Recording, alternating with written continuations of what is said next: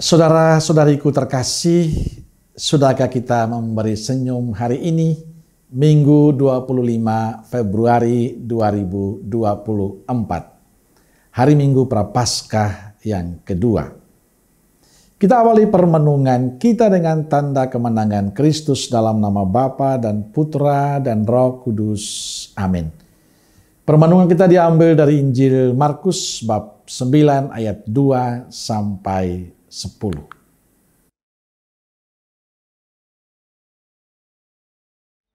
Enam hari kemudian, Yesus membawa Petrus, Yakobus, dan Yohanes, dan bersama-sama dengan mereka, ia naik ke sebuah gunung yang tinggi. Di situ mereka sendirian saja.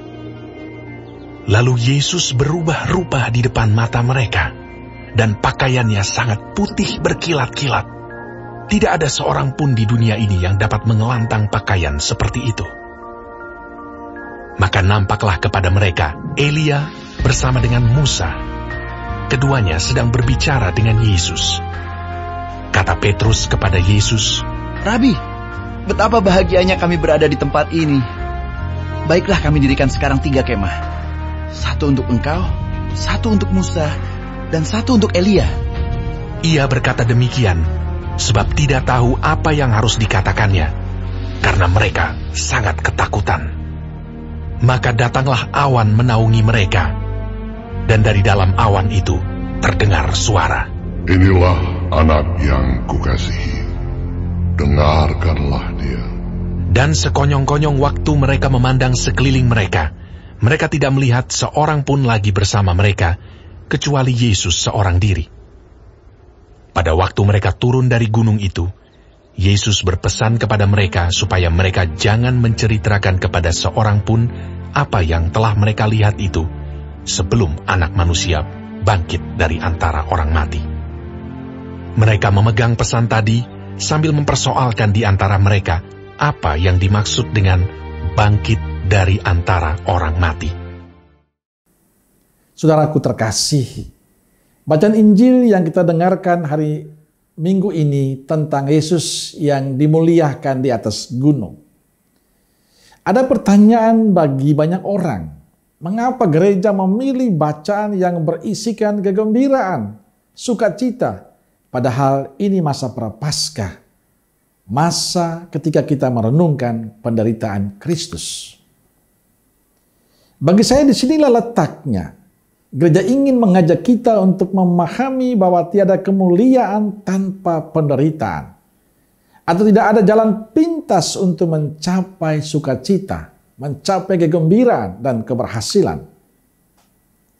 Peristiwa Yesus dimuliakan atau kita sebut dengan peristiwa transfigurasi terjadi sesudah Yesus memberitahukan untuk pertama kalinya penderitaan yang bakal dialaminya. Anak manusia harus menanggung banyak penderitaan dan ditolak oleh tua-tua, imam-imam kepala dan ahli-ahli Taurat, lalu dibunuh dan bangkit sesudah hari ketiga. Pada saat yang sama juga ia menyampaikan kepada murid-muridnya persyaratan yang keras. Setiap orang yang mau mengikuti aku, ia harus menyangkal dirinya, memikul salibnya dan mengikuti aku. Peristiwa di atas gunung lalu berjumpa dengan Musa dan Elia adalah peristiwa yang menguatkan Yesus untuk menerima semua pengalaman hidupnya termasuk penderitaan. Elia dan Musa memberikan support, dukungan pada Yesus. Dan dukungan itu semakin dipertegas ketika Allah Bapa sendiri berbicara. "Inilah putra kesayanganku, dengarkanlah dia." Saudaraku terkasih, penderitaan dan cinta Allah bukanlah hal yang bertentangan. Kenyataan bahwa kita menderita sama sekali tidak berarti bahwa Allah tidak mencintai kita.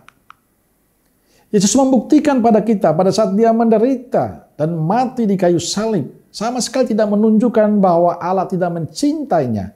Nyatanya pada hari ketiga dia bangkit. Penderitaan tidak selalu jelek. Semua tergantung pada sikap kita, mau menerima atau menolak. Dalam semangat itulah Yesus mengajak Petrus dan kawan-kawannya untuk turun gunung melanjutkan hidup mereka. Dengan mengajak para murid turun dari gunung, Yesus ingin mengatakan pada mereka bahwa menjadi murid yang sejati adalah menjadi murid yang mampu menerima sengsara, penderitaan, dan salib Yesus. Menjadi murid yang sejati adalah menjadi murid yang mau mengalami pahit getirnya perjuangan Yesus. Menjadi murid yang sejati adalah menjadi murid yang mau menerima realitas hidup, bahwa tidak selamanya indah, tapi ada saat-saat yang berat, saat-saat yang sulit. Menjadi murid sejati adalah mau menerima kenyataan hidup dengan tulus dan selalu punya iman bahwa kita punya Yesus. Selalu punya keyakinan dalam penderitaan sekalipun, selalu dalam lindungan Tuhan. Sekalipun kita mengalami penderitaan, tetap yakin Allah bersama kita. Dan itulah iman yang sejati. Amin. Semoga Allah yang Maha Kasih memberkati saudaraku sekalian, Bapa, Putra, dan Roh Kudus. Amin. Kalau Roh Kudus Nazaret, doakanlah kami. Amin.